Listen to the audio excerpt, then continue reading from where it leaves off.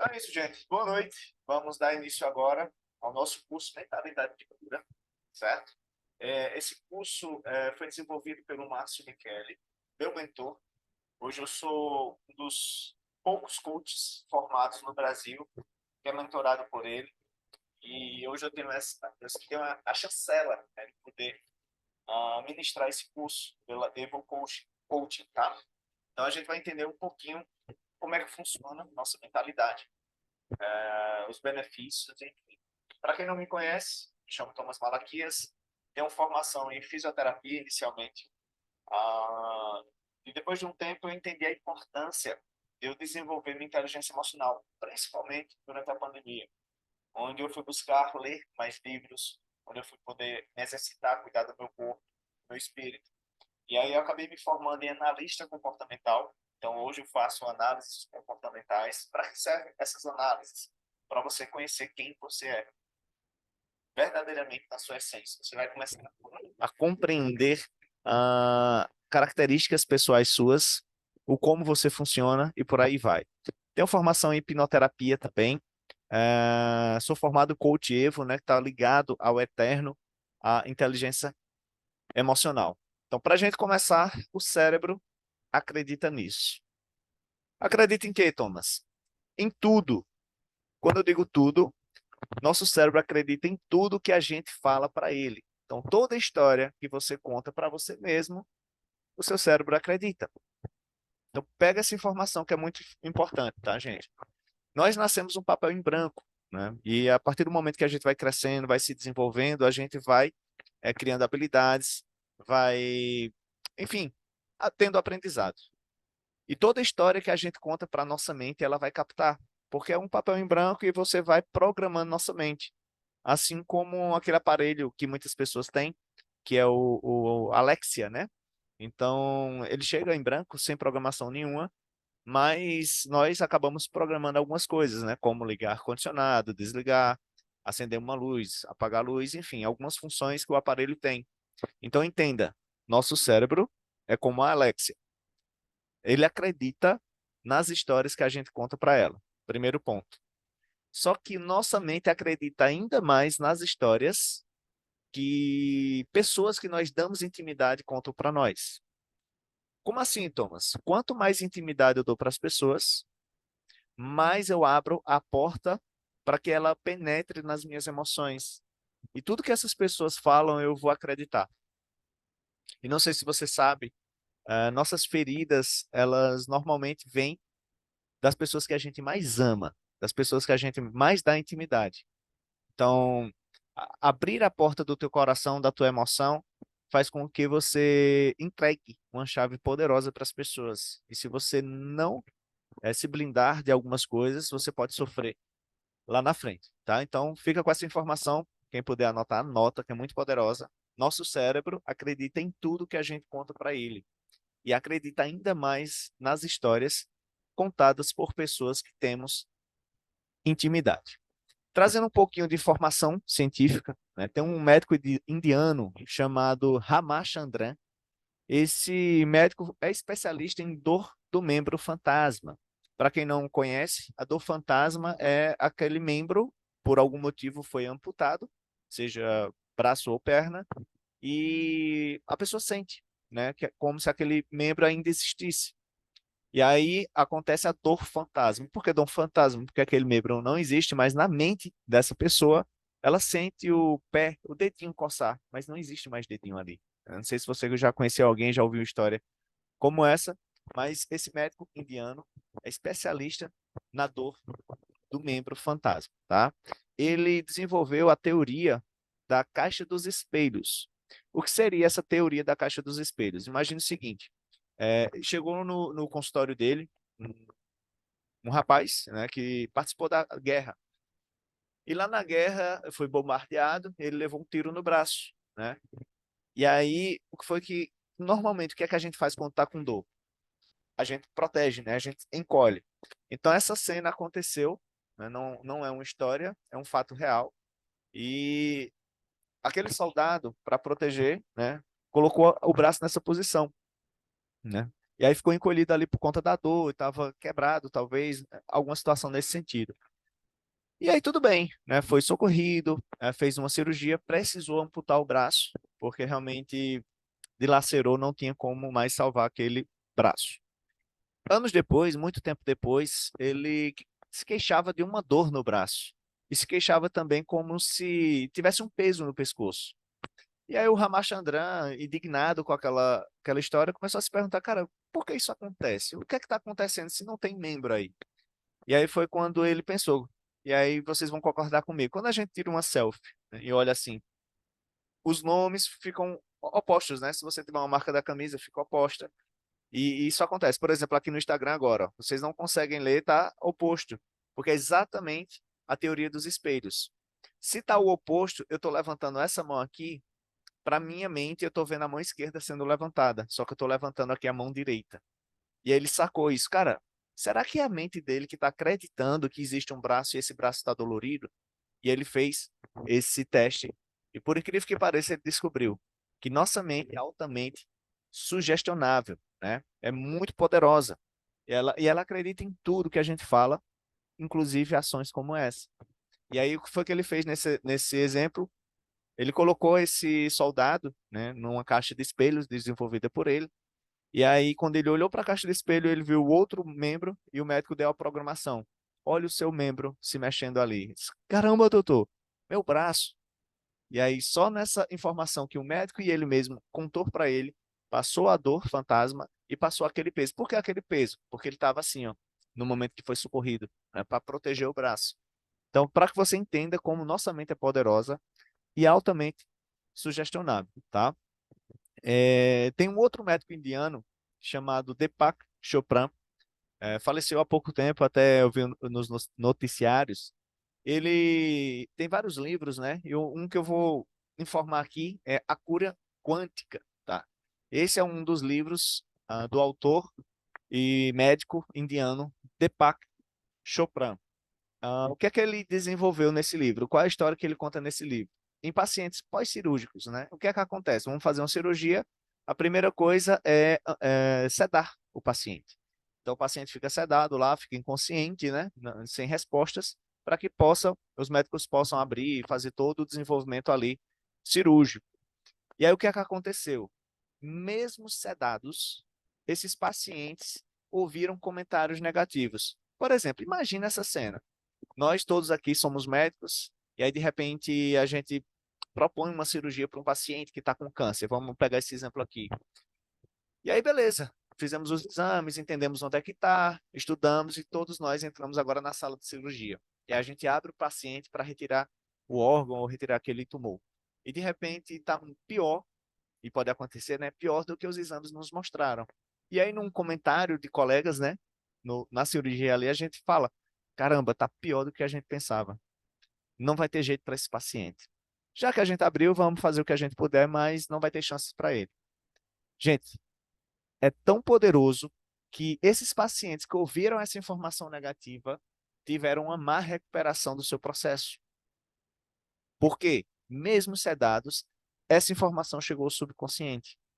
E o Deepak Chopra foi o estudioso que desenvolveu essa teoria e pôs em prática muito isso. Então, para você que é médico, para você que trabalha na área de saúde, ah, as pessoas que chegam a nós, eu como fisioterapeuta tenho propriedade para dizer isso, as pessoas que chegam a nós chegam com a esperança de curar-se, né? De curar daquela dor, curar daquele problema. E tanto é poderoso que eu comecei a colocar muito em prática na minha clínica, né? Quando o paciente chega muito pessimista, por exemplo, Thomas, eu vim porque, enfim, o médico mandou, mas eu acho que não vai dar certo. Eu já dispenso esse paciente. Por que, Thomas, você dispensa esse paciente? Porque se ele não acredita na cura dele, não serei eu que vou curar. Eu não sou Deus para fazer milagre, né? A primeira coisa que eu preciso do meu paciente é que ele acredite que ele vai ficar bom. E eu gosto muito de brincar em alguns sentidos para quebrar o padrão mental, entendendo todo esse conhecimento. Então, eu tenho agregado muito na minha vida profissional. Às vezes chega um paciente assim, Thomas, eu tô com um XYZ, aí diz a doença. Eu pergunto, quem foi que falou isso? Às vezes foi o Dr. Google, né? As pessoas hoje, você pesquisa, né? Você pesquisa aqui sua doença, enfim. Então vem muita informação. Às vezes são informações que não são reais, digamos assim, mas sua mente vai acreditar naquilo que você diz para você. E aí eu digo assim para o paciente, cara, eu tenho certeza que você não tem isso, que você tem isso, isso e isso, e dou um comando positivo. Aí geralmente a pessoa olha assim para mim como sem entender, né? E eu pergunto para ele, qual é a verdade que você quer acreditar? A do Google ou a minha que eu estou trazendo para você? Aí ele para, não, quero acreditar na sua verdade, que eu não tenho isso, que eu tenho isso e vou ficar melhor. Pronto, então eu tenho como lhe ajudar. Então, para você entender o poder da nossa mente, gente. E isso serve para tudo, tá? Serve para tudo. Então, voltando aqui para o Deepak Chopra, ele desenvolveu essa pesquisa em pacientes pós-cirúrgicos e ele identificou aqueles que tiveram a pior recuperação foram pacientes que tiveram informação durante a cirurgia, mesmo sedados, que não ia ter sucesso, aquela cirurgia que não ia dar certo, enfim. Então, aquela programação ficou na mente dele. Então, voltando ao exemplo da Alex, eu sempre gosto de falar esse exemplo, porque as pessoas têm acesso a isso, fica muito mais simples, né? Então, se eu programo na Alexia, Alexia, apaga as luzes, ela vai apagar porque eu programei essa informação nela. Se eu quiser que ela apague as luzes e disser assim, Alexia, se feche, ela não vai entender, porque a programação está aquela. Para que eu diga se feche, ela apaga as luzes, preciso reprogramar e nossa mente é da mesma maneira, tá bom? Falando um pouquinho de liberdade, né? Eu sei que muitas pessoas buscam liberdade financeira, muitas pessoas buscam liberdade profissional, mas a gente foi identificar o significado, o real significado da palavra liberdade. E liberdade não é não escolher de todas as coisas possíveis e imagináveis aquilo que eu quero. Então entenda, a liberdade não é Thomas escolher aquilo que eu quero. Isso não é liberdade. A liberdade, na verdade, é escolher de todas as coisas aquilo que vai me fazer bem.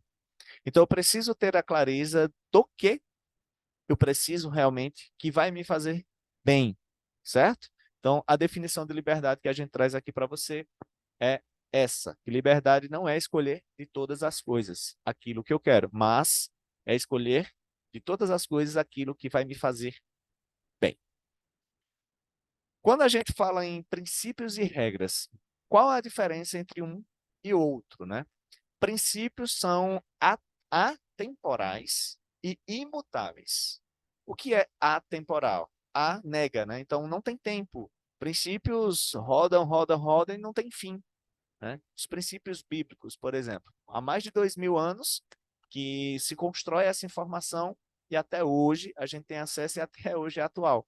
Porque princípios são atemporais, não tem fim. E são imutáveis, não tem como a gente mudar. Regra, por outro lado, elas são mutáveis e são temporais. Um princípio eu não posso quebrar. Uma regra, sim. Porque uma regra a gente vai definir ali naquele momento e ela é temporal. Em qualquer outro momento, a gente analisando, a gente pode mudar essa regra, né? De uma forma que faça mais sentido, tá bom?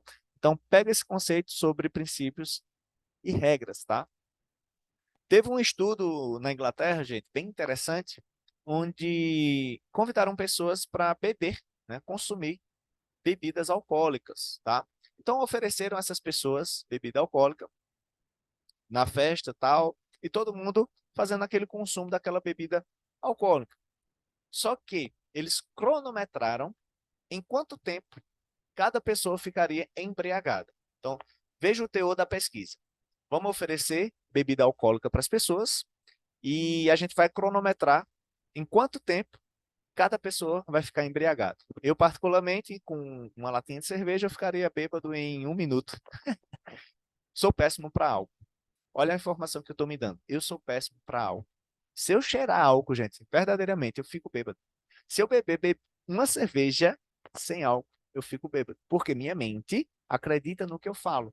Então, toda vez que eu decido, né, tomar álcool, eu vou ficar bêbado. Mas, voltando aqui para a pesquisa, o que foi que aconteceu? Em tempos diferentes, né, todos ficaram embriagados. 100% das pessoas ficaram embriagados. Tem pessoas que têm mais resistência, tem pessoas que têm menos resistência a álcool. Eu, por exemplo, tenho pouquíssima resistência, né? Como eu falei para vocês, se eu cheirar, eu já fico embriagado.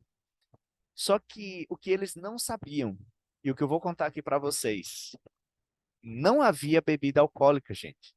Era água com sabor da bebida alcoólica. Como assim, Thomas? Isso mesmo. Falaram assim, escolha qual é a bebida que você quer. Ah, eu quero uísque. Qual é o uísque que você quer? X. Então deram uma água com sabor do uísque X para essa pessoa. A outra, eu quero vodka. Deram uma água com sabor de vodka. Não tinha álcool. Por incrível que pareça, todos ficaram embriagados, cada um no seu tempo. E eu comecei a entender conscientemente agora, depois de tantos estudos, o porquê eu fico embriagado muito rápido. Porque eu já digo essa informação à minha mente. Eu sou péssimo para algo. Se eu cheirar, eu fico bêbado. Até uma latinha de cerveja eu me embriago. Essa informação eu já tenho plantada há muito tempo na minha cabeça. Minha mente acredita em tudo que eu falo. Lembra da primeira frase que eu falei aqui na aula? Pois é. E assim funciona para tudo, gente. Para tudo. Beleza? Dentro do princípio bíblico, né? Lembra, princípios é diferente de regras. Então, vou falar muito princípios aqui para a gente, tá? Lá em Provérbios, capítulo 4, versículo 23, a gente vai encontrar o seguinte: sobretudo, o que se deve guardar, guarda o teu coração, porque dele procedem as saídas da vida. Olha o que esse versículo em Provérbios nos diz. Sobretudo, que se deve guardar, guarda o teu coração, porque dele precedem as saídas da vida. E aí o que é que acontece? Até os anos de 1950, a fonte de nossas emoções, sentimentos e pensamentos era o coração. E aqui eu trago para você um versículo bíblico, há mais de 2000 anos escrito, que de fato, né, está no coração a nossa preocupação, né? Guardar o nosso coração, porque é dele que precede as saídas da vida. Então, até os anos 50, a fonte de pensamentos, sentimentos e emoções era o coração. Só que, como tudo, a gente vem se desenvolvendo. E o que foi que aconteceu? Após os anos 50, bem recentemente, né, 70 anos atrás, a fonte de nossas emoções, pensamentos e sentimentos não é mais o coração. Foi descoberto que é a nossa mente, o nosso cérebro. Então, o que é que eu fiz aqui? Eu propus uma mudança em provérbios, tá? Mudança pelo quê? Mudar a palavra coração para mente. Então, entenda, sobre tudo o que se deve guardar, guarda a tua mente, porque dela precedem as saídas da vida. Então, se eu não busco guardar minha mente, se eu não busco desenvolver a inteligência emocional, se eu não busco me autodesenvolver, o que é que eu posso construir da minha vida? Problemas. Então, preciso guardar a minha mente, tá? Espero que esteja fazendo sentido para você. Se tudo começa na mente, né? E tudo é por meio de pensamentos, sentimentos e emoções, quando a gente pensa em algo, quando a gente traz um sentimento, quando a gente traz uma emoção para a nossa mente, esse pensamento, esse sentimento, essa emoção faz com que a gente tome uma ação, certo? Só que essa ação, repetidas vezes, ela vai se tornar um hábito. E aí eu faço essa pergunta aqui para você e quero que você responda para mim. Quanto tempo ou quantas vezes é necessário repetir uma ação para se tornar um hábito? Quem sabe responder essa pergunta? Quanto tempo eu preciso repetir para que essa ação se torne um hábito? E aí, enquanto vocês respondem, eu vou refletir sobre hábito, né? A nossa mente, né, o nosso cérebro é um dos órgãos mais preguiçosos do nosso corpo. E ele quer guardar energia. Quando você começa algo novo, você tem um pensamento, quero aprender a dirigir. É algo novo, mas você trouxe para o pensamento. O que é que eu preciso fazer para aprender a dirigir? Você precisa contratar alguém para te auxiliar, você precisa comprar um carro ou não, mas pode pegar emprestado. Enfim, então você vai buscar as estratégias do o que você precisa fazer para tornar aquele objetivo em prática, né? E aí você vai repetir as ações, vai organizar sua semana, seus horários para ir treinando. Essa ação né, de treino, repetidas vezes, vai se tornar um hábito. No começo, você vai dirigir o quê? Vai sentar no carro, eita, como é que liga? Liga a embreagem e tal, e vai fazer uma averiguação, né? Por quê? Sua mente ainda não sabe que você não sabe. Então, você vai buscar essas informações. E aí gasta muita energia pensar dessa forma. E o cérebro, ele vai fazer com que você desista no meio do processo.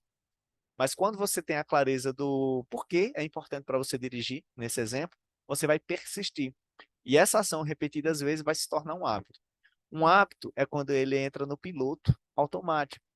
E aí, quanto tempo eu preciso para que essa ação repetida às vezes se torne um hábito? Alguns de vocês podem pensar, Thomas, eu já li em um livro que são 21 dias, né, para que um hábito seja mudado. Outras pessoas falam que é em 7 dias, outras pessoas falam que é em 30. Mas afinal, quanto tempo precisa? Eu digo aqui para vocês, sem medo de errar, quantas vezes forem necessárias. Porque essa informação é importante e você, se você acreditar nessa minha informação, vai tirar um peso muito grande da sua vida. Imagine que até hoje, né, até esse minuto, a verdade sobre um hábito era que você consegue atingir em 21 dias. E aí você decide emagrecer, você decide ir para academia, você decide dirigir, você decide criar novos hábitos. Deu 21 dias e você não conseguiu ainda criar o hábito. O que é que você está dando para a sua mente? Caramba, eu sou burro mesmo, eu sou burro, eu não consigo, não é para mim, vou desistir. Por quê? A gente traz a informação para a nossa mente e acaba criando o ciclo da autossabotagem. Mas quando eu digo para você que um hábito ele muda quantas vezes for necessário a repetição, aí você entra no jogo. Por quê? Só depende de você. Quanto tempo eu preciso para fazer isso? Não importa o tempo, importa que eu vou conseguir. E aí, essa informação, vou voltar lá na primeira frase. Nossa mente acredita em tudo que eu falo para ela. Acredita ainda mais nas coisas que as pessoas que falam para mim, que eu dou intimidade, né, falam para mim. Então, é muito poderoso você entender sobre isso, tá? Então, qual é o grande problema, né? Qual é a maior fonte de infelicidade do ser humano? A comparação. Anota aí, gente. A comparação é a maior fonte de infelicidade que existe no ser humano. Como assim, Thomas? Não entendi. Vamos lá. Lembra que eu falei que nós nascemos um papel em branco? A gente não tem parâmetros de comparação. Tudo é muito novo. Beleza. A gente vai crescendo, vai se desenvolvendo, e a partir do momento que nossos pais nos ensinam coisas, né, a gente vai aprendendo. E é engraçado que a gente aprende muito mais pelo que a gente vê do que do que pelo que eles nos dizem, né? Então a gente observa, pelo exemplo, a gente aprende. Seja uma forma de pegar um talher, um prato, enfim, o caminhar. E aí, o que é que acontece? Vou trazer um exemplo aqui conjugal, certo? Minha mente, né, enquanto criança, não sabia como é que faria para ter filhos, certo? Todo mundo sabe disso. Não sei. Para mim era pela cegonha. Tudo bem. Você vai crescendo, amadurecendo, entra na puberdade. E aí tem um contato na escola com os coleguinhas, novas informações estão chegando para você. E se você, como pai e mãe, não trouxe a informação verdadeira, tentando proteger o seu filho, a informação vai chegar um momento ou outro. Aí imagina que teu filho, né, ou você teve acesso a revistas, pornografia, ou hoje, né, acesso pela internet, muito fácil isso acontecer. E aí você começa a comparar. Aí você olha uma imagem, vamos imaginar você é homem, você olha uma imagem lá de um cara profissional, digamos assim, cara, aí você olha para você, olha a comparação. Eu tô muito longe desse cara, para quem tá me entendendo. E eu vou começar a gerar semente de infelicidade na minha vida por conta da comparação que eu fiz com o outro, por tamanho de um membro, por exemplo, e para a mulher da mesma maneira. Comparar um manequim e você não se vê naquele manequim, caramba, aquela roupa tá incrível, eu vou comprar. E tem muita gente que compra porque no manequim ficou perfeito, mas ela nem sabe se cabe nela, né? Não sei se já aconteceu com você. Isso serve para tudo. Quando a gente compara nossa vida com a vida do outro, a gente está plantando a maior fonte de infelicidade da nossa vida, porque a gente dá à nossa mente a possibilidade de pensar em coisas novas que não está no nosso meio. E aí nós plantamos aquela semente da infelicidade.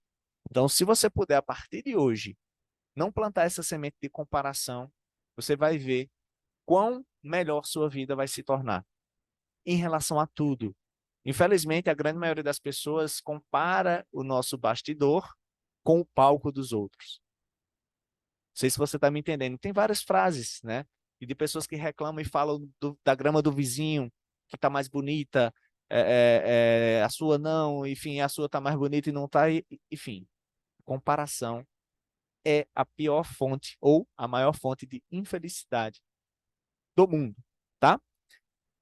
Em relação aos hábitos, né, voltando a essa informação dos hábitos, o cérebro ele tem a necessidade de criar hábitos. Como eu falei, é um dos órgãos mais preguiçosos. Ele não quer gastar energia para pensar, né? Ele não quer gastar energia para entender o processo. Ele é um bicho preguiçoso.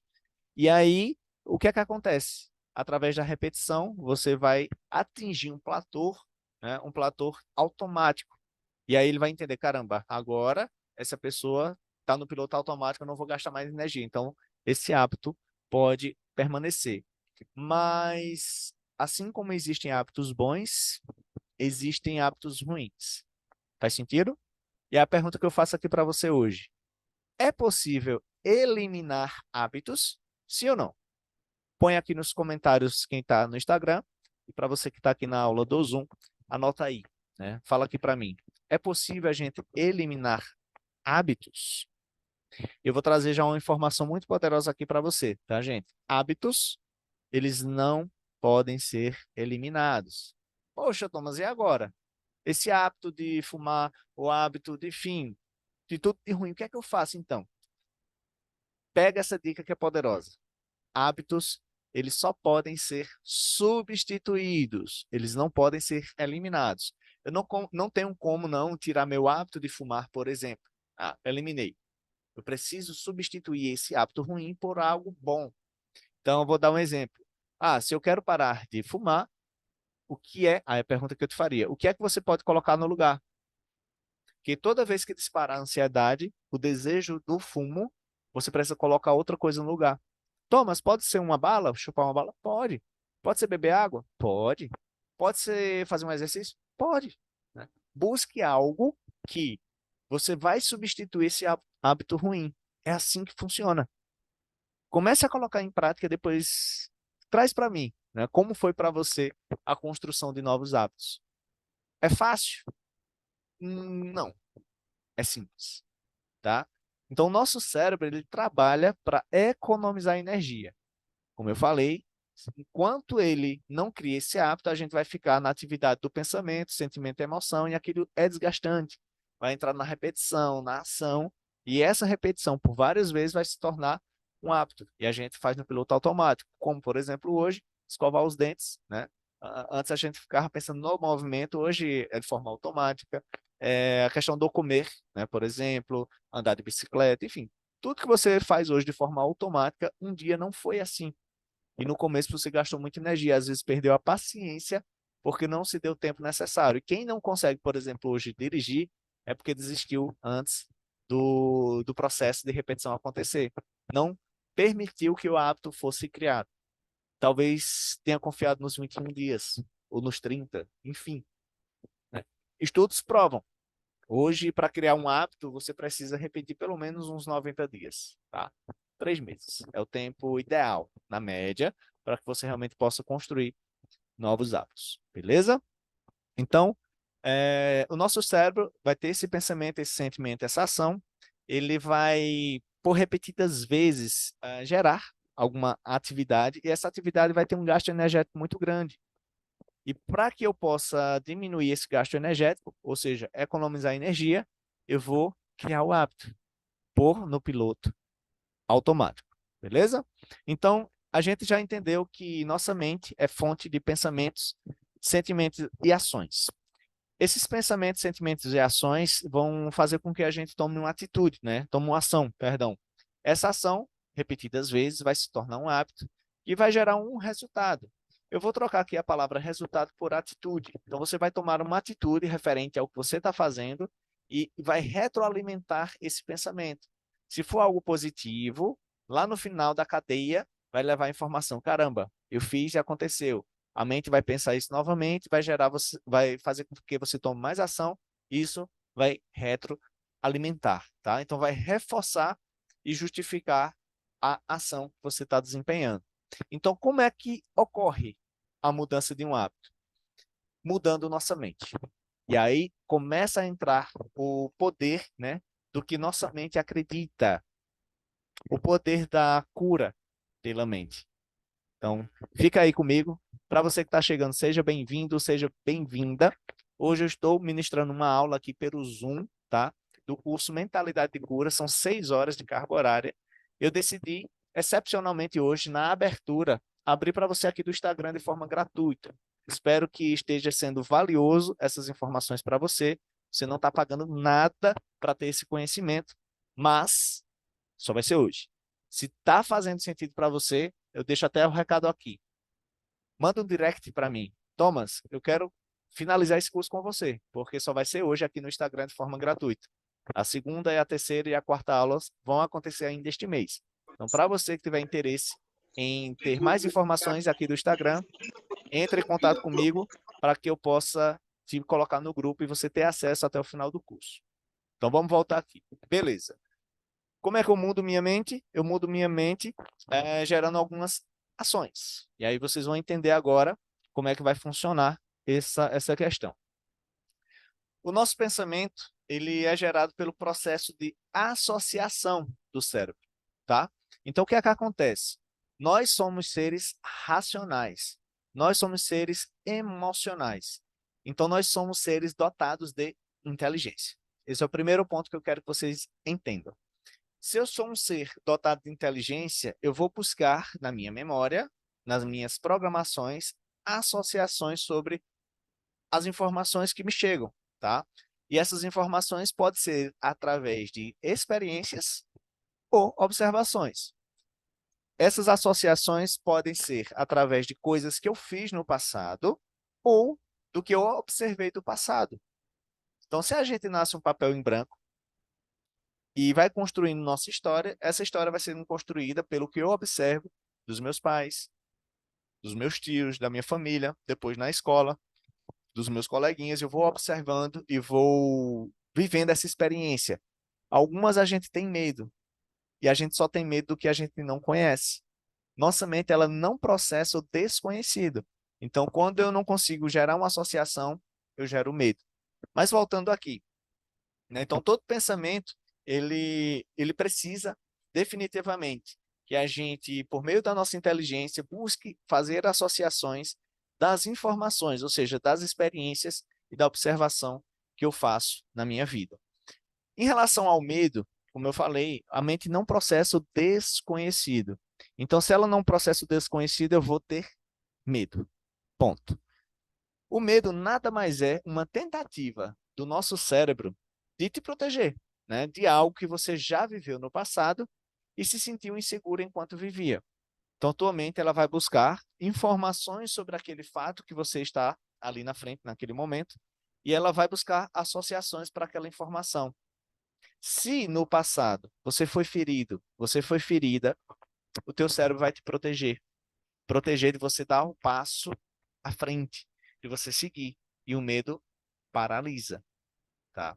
Existe uma grande diferença entre medo e prudência, né? O medo, ele vai te paralisar, vai travar. E isso é primitivo, tá, gente? Por que é primitivo? No tempo das cavernas, imagine aí, o homem, ele era nômade, né? Não existia um local fixo. E ele precisava sempre estar se mudando e precisava caçar para se alimentar. Só que ele podia ser o caçador ou a caça. Então, o medo ele, ele vai gerar na gente, né, reações químicas que elas podem nos paralisar ou podem fazer com que a gente reaja. Qual é a forma correta? Né? Não sei. Imagina aí você, né, uma mulher primitiva, um homem primitivo e um leão, um bicho bem feroz lá correndo para te pegar. Né? Tem pessoas que vão paralisar por conta do medo, se fingir de morta. E tem pessoas que vão correr, vão subir numa árvore, vão atacar. É reação, né? É emocional. Então o cérebro ele vai tentar te proteger de toda maneira e o medo ele entra nesse jogo. Fazendo uma leitura da Bíblia, né? Foi encontrado lá em João, capítulo 8, versículo 32. Conheceis a verdade e a verdade vos libertará. Uau! Mas qual é a verdade? Esse é uma das poderosas chaves desse curso. Conhecer a verdade sobre você, né? Então, para que a verdade sobre você provoque liberdade, ela tem que ser conhecida, tá? Mas quando conhecida antes de libertar, essa verdade ela pode provocar constrangimento. Por que, Thomas, ela pode provocar constrangimento? Porque pode ser que você esteja aí com 20, 30, 40, 50 anos de idade e não conhecendo a verdade sobre você. A partir do momento que você conhece, vai te causar constrangimento no sentido, caramba, quanto tempo eu esperei para saber disso? Quanto tempo eu esperei para poder dar esse passo e eu não sabia o porquê? Pois é, essa verdade vai causar constrangimento para você que está no início do processo, tá? Mas acredite, faz parte do processo. Então, vocês são beneficiados aqui pelo Zoom, que deram esse passo, esse voto de confiança para adquirir esse conhecimento, e especialmente vocês aqui do Instagram, que eu abri hoje a primeira aula para que vocês tivessem acesso a esse conhecimento. E depende de você seguir na busca dessa informação, seguir na busca da verdade sobre você, ok? Então, voltando aqui, as experiências, as observações que nós fazemos sobre tudo advém por estímulos gradativos ou estímulos de forte impacto emocional. Só existem duas formas da gente aprender: ou por repetição, de forma gradativa, ou através de estímulos de forte impacto emocional. Os estímulos gradativos vão gerar mudanças gradativas. Os estímulos de forte impacto emocional vão gerar mudanças imediatas. Os estímulos são a diferença nessa matemática, tá, gente? Então, o que é que acontece? Eu quero andar de bicicleta. Então, eu preciso repetir esse estímulo gradativamente, todo dia, todo dia, todo dia. Vai chegar um momento, né? Eu ponho a rodinha, depois deixo só uma, talvez. Então, vou buscando estratégia até que eu sinta a confiança de dar as primeiras pedaladas sem a rodinha. Então, nossas experiências e observações de forma gradativa, elas vão gerando essa mudança, tá?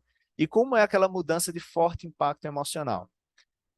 Vou lhe dar um exemplo aqui. Você decidiu aprender a dirigir, ok?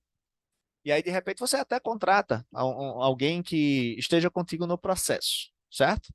E aí você, de repente, né, por obra do destino, acaso do destino, observou um acidente na sua frente. Ou você assiste filmes de muito acidente. Ou você sofreu um acidente. Qual a informação emocional que você está dando para a sua mente? Dirigir é perigoso. Nunca mais eu pego um carro. O forte estímulo emocional fez com que você gerasse essa mudança.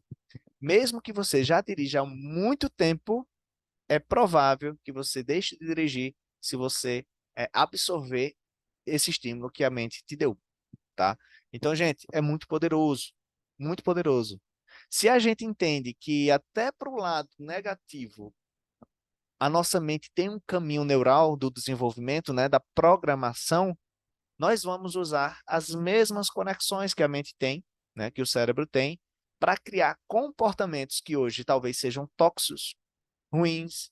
A gente vai usar essas mesmas conexões para criar bons comportamentos, né, de forma imediata.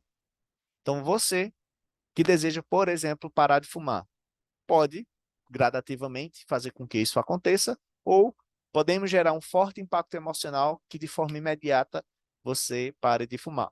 Vou dar outro exemplo, que é muito comum. Sou da área de saúde e eu escuto isso muito. Até dei uma palestra essa semana e até perguntei. A moça disse: meu esposo ele parou de fumar assim do nada, foi de repente. Aí a pergunta que eu fiz para ela: o que foi que aconteceu para que ele gerasse essa mudança do hábito de fumar? Ela disse: ele foi no médico, descobriu se ele não parasse, ele ia morrer.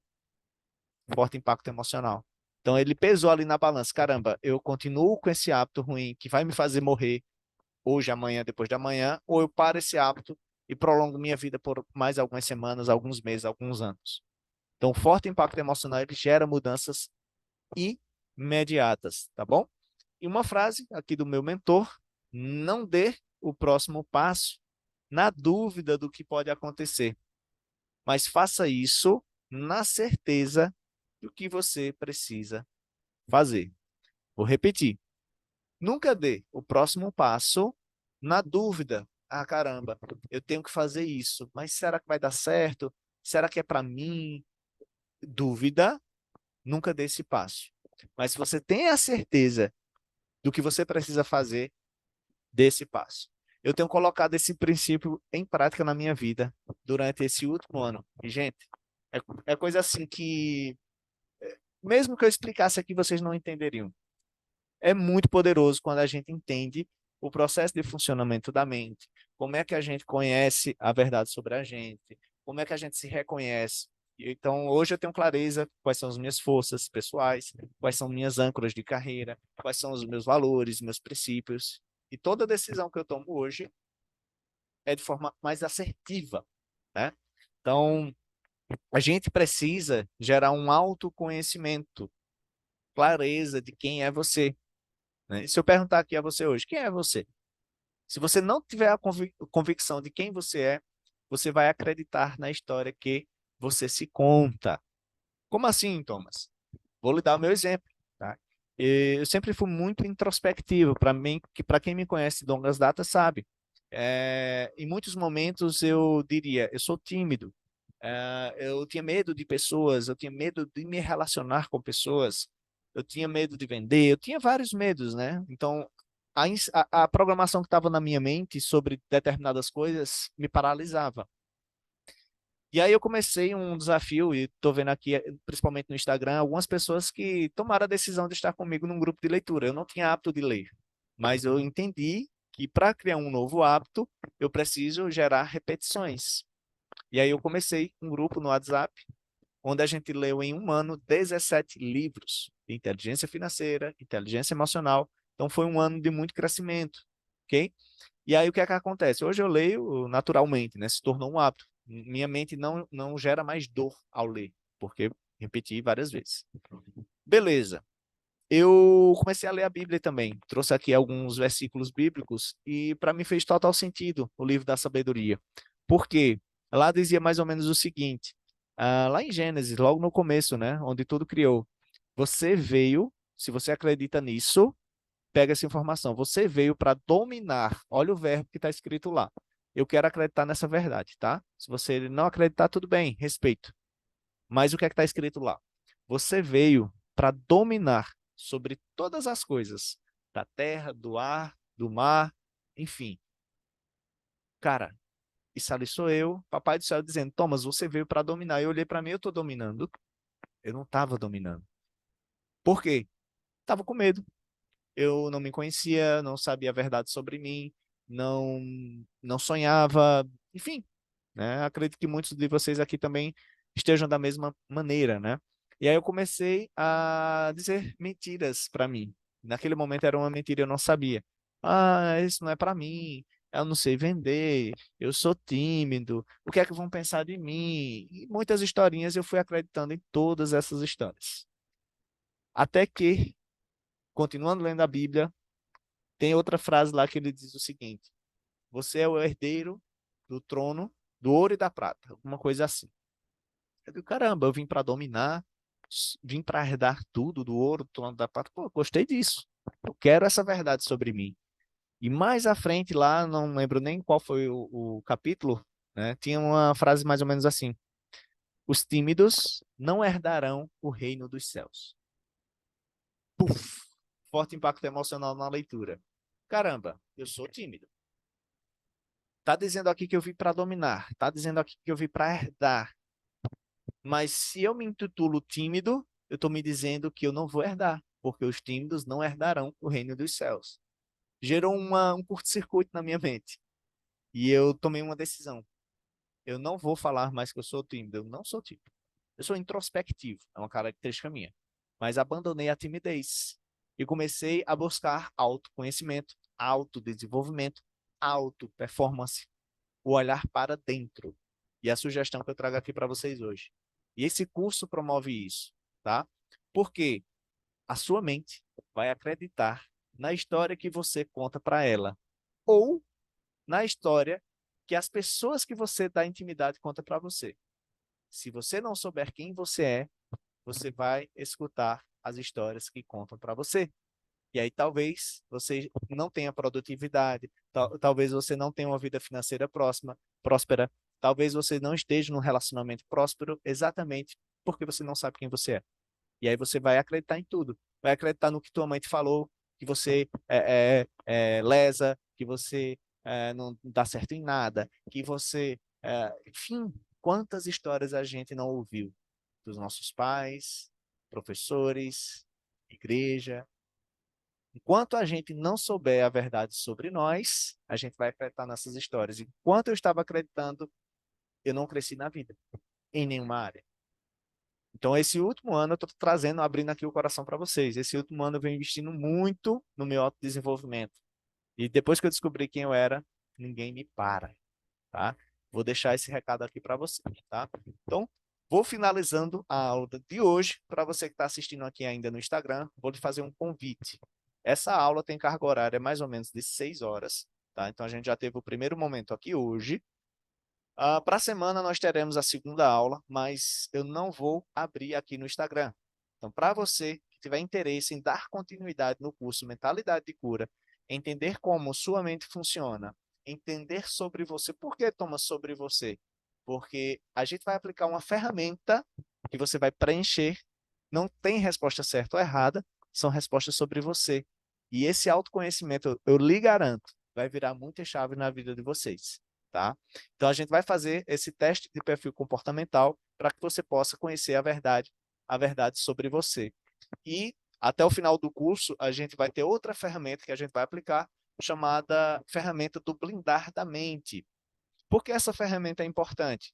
Porque não adianta eu me auto-preencher, me auto-entender, me auto-desenvolver, o mundo aqui fora continua do mesmo jeito. Informações negativas, pessoas reclamando, enfim, então, se eu não consigo blindar minha mente, essas informações podem me afundar novamente. Então, vocês vão ter esses dois benefícios. O primeiro, saber quem você é, conhecer a verdade sobre você. Segundo benefício, até o final do curso, você vai receber uma ferramenta, o qual você vai preencher e vai te mostrar como a sua mente está.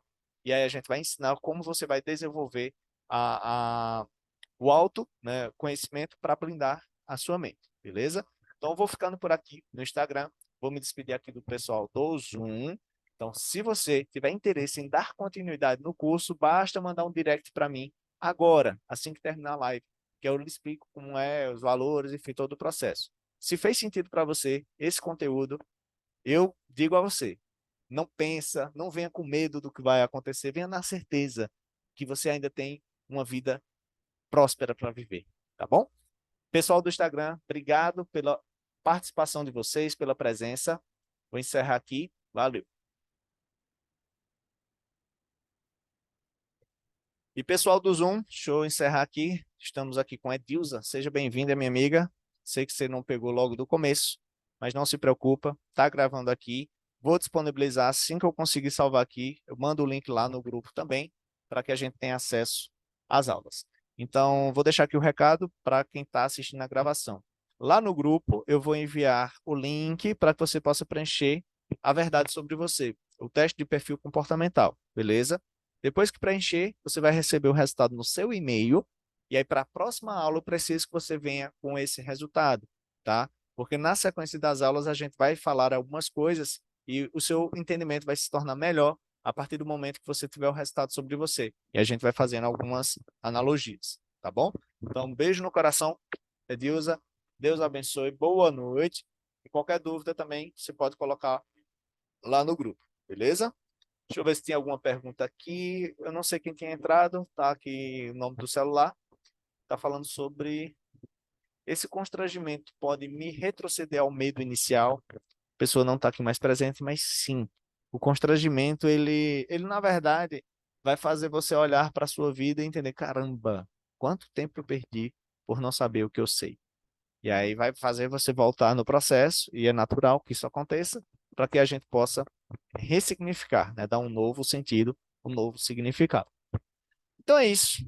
Obrigado, Edilza. Boa noite e nos vemos próxima semana.